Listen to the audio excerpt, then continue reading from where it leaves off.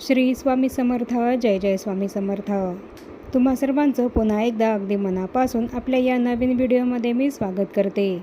आता लवकरच अधिक महिना हा सुरू होणार आहे आणि या अधिक मासालाच आपण पुरुषोत्तम मास किंवा मलमास म्हणूनही ओळखतो.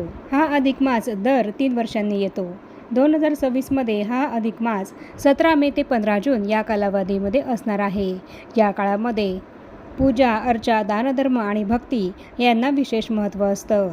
अधिक महिन्याचा हा काळ आध्यात्मिक प्रगतीसाठी आणि भगवान विष्णूंच्या उपासनेसाठी अत्यंत शुभ मानला जातो. अधिक मासाला हिंदू पंचांगामध्ये अतोनात महत्त्व आहे. या अधिक मासामध्ये विवाह समारंभ, गृहप्रवेश, नामकरण संस्कार, मुंज संस्कार हे कार्य केले जात नाहीत, तर ती हा महिना सोडून पुढे ढकलली जातात. पण असं असलं तरीसुद्धा धार्मिक दृष्टिकोनातून हा महिना अत्यंत पवित्र आणि आध्यात्मिकदृष्ट्या अत्यंत महत्त्वपूर्ण असा महिना मानला जातो.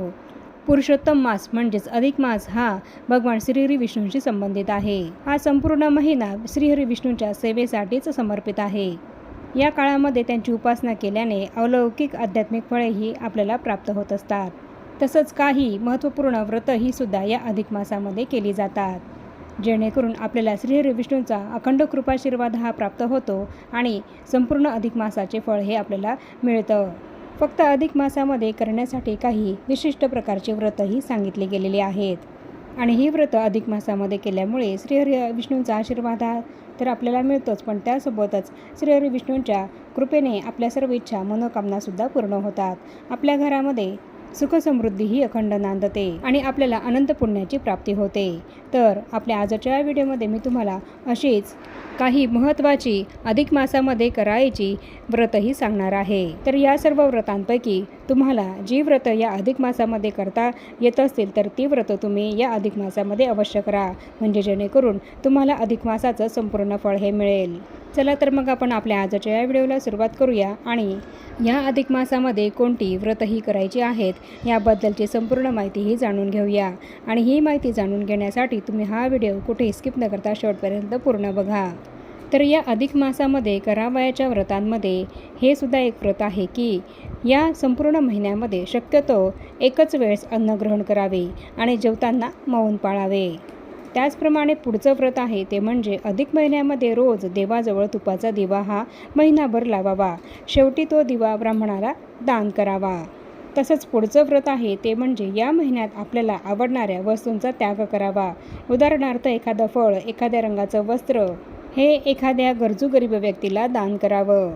त्याचप्रमाणे या महिन्यामध्ये मुलगी आणि जावयाला लक्ष्मीनारायणाचा जोडा मानतात, म्हणून जावयाला तुपात तळलेले 33च्या पटीमध्ये अनारसे आणि तुपाचा दिवा हा नक्की दान करावा. या महिन्यात दानाचे अनन्यसाधारण असं महत्त्व आहे. तसंच महिनाभर सतत नामस्मरण हे करावं. यामध्ये तुम्ही तुमच्या कुलदेवतेचे नामस्मरण हे करू शकतात, कारण हे नामस्मरण करणं अत्यंत सर्वश्रेष्ठ मानलं गेलं आहे. तसंच श्री हरी विष्णूंच्या स्तोत्रांचे आणि मंत्रांचे सुद्धा पठण या अधिक महिन्यामध्ये जास्तीत जास्त करावे. तसंच या महिन्यामध्ये सुपाऱ्या, फळे, नारळ यासारख्या वस्तू 33च्या पटीमध्ये दान करतात. तर तुम्हीसुद्धा या वस्तू या अधिक महिन्यामध्ये 33च्या पटीमध्ये दान करू शकतात. तसंच या महिन्यात पुरणाचे दिंड करून आप्तसोयरे नातेवाईकांना भोजन हे दिले जाते आणि या दिंड्यांना धोंडे म्हणतात, म्हणून या महिन्याला धोंड्याचा महिना असं म्हटलं जातं. तर तुम्हीसुद्धा हे व्रत म्हणजेच पुरणाचे दिंड करून तुमच्या नातेवाईकांना या अधिक महिन्यामध्ये भोजनासाठी बोलवू शकतात. तसंच पुढचं व्रत आहे ते म्हणजे या अधिक महिन्यामध्ये पोथी वाचन, सत्संग किंवा अधिक महिन्याची पोथी शुद्ध सात्विक मनाने रोज एक अध्याय याप्रमाणे महिनाभर वाचून शेवटी उद्यापन करावं आणि ती पोथी ब्राह्मणाला दान करावी. तर याप्रमाणे तुम्हीसुद्धा अधिक महिन्याच्या पोथीचे रोज एक याप्रमाणे अध्याय या अधिक महिन्यामध्ये पठण करू शकतात. अगदी साधं सोपं असं हे व्रत आहे. तर हे व्रत तुम्ही या अधिक महिन्यामध्ये अवश्य करा, म्हणजे तुम्हाला अधिक महिन्याचं संपूर्ण फळ मिळेल. आणि जर तुम्हाला अधिक महिन्यामध्ये अधिक महिन्याच्या पोथीचं वाचन करायला शक्य होत नसेल तर तुम्ही किमान श्रवण तरी नक्की करा. त्याचप्रमाणे या अधिक महिन्यामध्ये निष्काम यज्ञ, याग, हवन केल्यास त्याचे अनंत पटीने फळ हे आपल्याला मिळत असते आणि म्हणून तुम्हीसुद्धा अगदी घरातल्या घरात छोटासा हवनसुद्धा या महिन्यामध्ये करू शकतात. त्याचप्रमाणे या अधिक महिन्यामध्ये संपूर्ण अधिक महिनाभर तांबूल दान दिल्यास स्त्रियांना अखंड सौभाग्य हे प्राप्त होत असतं आणि म्हणून तुम्हालाही जर या अधिक महिन्यामध्ये तांबूल हे दान करायला जमत असेल तर ते तुम्ही अवश्य करा.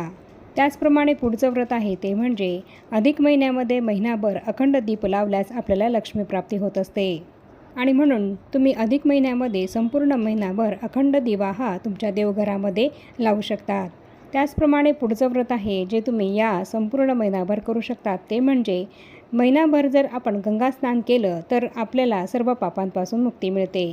मग तुम्हाला गंगा नदीमध्ये स्नान करायला जमत असेल तर तुम्ही ते करू शकतात किंवा गंगाजल हे जर तुमच्या घरी असेल तर ते गंगाजल तुम्ही तुमच्या आंघोळीच्या पाण्यामध्ये अधिक महिन्यामध्ये अगदी दररोज टाकायचं आहे आणि त्या पाण्याने स्नान करायचं आहे. यामुळे तुम्हाला पापांपासून मुक्ती मिळेल. त्याचप्रमाणे जर आपण संपूर्ण अधिक महिनाभर जेवताना मौन पाळलं तर आपल्या पापांचे निरसन होते आणि म्हणून तुम्हालाही जर संपूर्ण अधिक महिनाभर जेवताना मौन पाळणं शक्य असेल तर तुम्ही हे व्रतसुद्धा या महिन्यामध्ये अवश्य करा. अधिक महिना हा व्रतवैकल्य, उपास, दान, पूजा, यज्ञ, हवन आणि ध्यानधारणा करण्यासाठी सर्वोत्तम महिना मानला गेला आहे. या कालावधीत केलेल्या आराधना, उपासना, नामस्मरण, जप, तप, होम, हवन यामुळे पापकर्मांचा क्षय होऊन पुण्यप्राप्तीही आपल्याला होत असते. या कालावधीमध्ये दान केलेला 1 रुपयाचे पुण्यफळ 10 पटीने अधिक आपल्याला मिळत असते आणि म्हणून या काळामध्ये आपल्या यथाशक्तीनुसार आपण गरीब गरजू व्यक्तींना किंवा ब्राह्मणाला दानधर्म हा अवश्य करावा. त्याचप्रमाणे अधिक महिना हा श्रीहरी विष्णूंना समर्पित असल्यामुळे शक्य असल्यास दररोज सकाळी ब्रह्ममुहूर्तावर उठून स्नानादी नित्यकर्मे आटोपल्यानंतर श्रीहरी विष्णूंना केशरयुक्त दुधाचा अभिषेक हा करावा आणि तुळशीपत्र हे आवर्जून श्रीहरी विष्णूंना या अधिक महिन्यामध्ये अगदी दररोज आपल्याला अर्पण करायचं आहे. त्याचप्रमाणे या अधिक मासामध्ये शक्य असल्यास दररोज दक्षिणावर्ती शंखाचे पूजन करावं. असं केल्याने श्रीहरी विष्णू आणि माता लक्ष्मी या दोघांचेही आशीर्वाद आपल्याला प्राप्त होत असतात. तसंच दररोज सकाळी सूर्यदेवालाही अर्घ्य द्यावे आणि यावेळी श्री विष्णूंचे स्मरण करावे. असं केल्याने आपल्या मनोकामना इच्छा पूर्ण होतात. त्याचप्रमाणे आपल्याला आपल्या घरामध्ये असलेल्या तुळशीचे पूजनसुद्धा या अधिक महिन्यामध्ये अगदी दररोज करायचे आहे. तुळशीला अधिक महिनाभर आपल्याला जल हे अर्पण करायचं आहे. तसंच हळद, कुंकू, अक्षता, फूल अर्पण करून तिची पूजासुद्धा आपल्याला या अधिक महिन्यामध्ये अगदी रोज करायची आहे आणि तुळशीजवळ गाईच्या तुपाचा दिवा हा आपल्याला अगदी रोज सकाळ संध्याकाळ लावायचा आहे. अगदी दोन्ही वेळेस दिवा लावणं शक्य होत नसेल तर तुम्ही संध्याकाळी तरी अधिक महिन्यामध्ये तुळशीपाशी गाईच्या शुद्ध तुपाचा दिवा हा अवश्य लावा.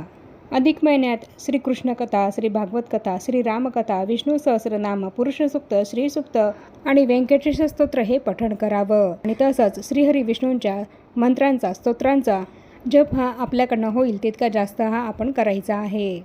त्याचप्रमाणे अधिक महिन्यामध्ये दीपदानाला सुद्धा अनन्यसाधारण असं महत्त्व आहे आणि म्हणून तुम्ही एखाद्या तीर्थक्षेत्री पवित्र नदीमध्ये संपूर्ण अधिक महिन्यामध्ये रोज 1 याप्रमाणे दीपदान हे करू शकतात किंवा फक्त एकाच दिवशी तुम्ही 33 दिवे प्रज्वलित करून ते एखाद्या नदीमध्ये दान करू शकतात किंवा एखाद्या मंदिरामध्ये सुद्धा तुम्ही हे दीपदान करू शकतात किंवा एखाद्या गरीब गरजू ब्राह्मणाला सुद्धा तुम्ही हे दीपदान या अधिक महिन्यामध्ये करू शकतात. तर याप्रमाणे या अधिक महिन्यामध्ये तुम्ही ही अधिक मासातली सांगितलेली व्रतही करू शकता. यामुळे तुम्हाला संपूर्ण अधिक मासाचं फळ हे मिळेल आणि श्रीहरी विष्णू आणि माता लक्ष्मी यांचा अखंड कृपाशीर्वाद हा तुम्हाला लाभेल आणि तसंच अनंत पुण्याची प्राप्तीही तुम्हाला मिळेल. आणि म्हणून या व्रतांपैकी तुम्हाला जे व्रत करणं शक्य असेल तर ते व्रत तुम्ही या अधिक महिन्यामध्ये अवश्य करा.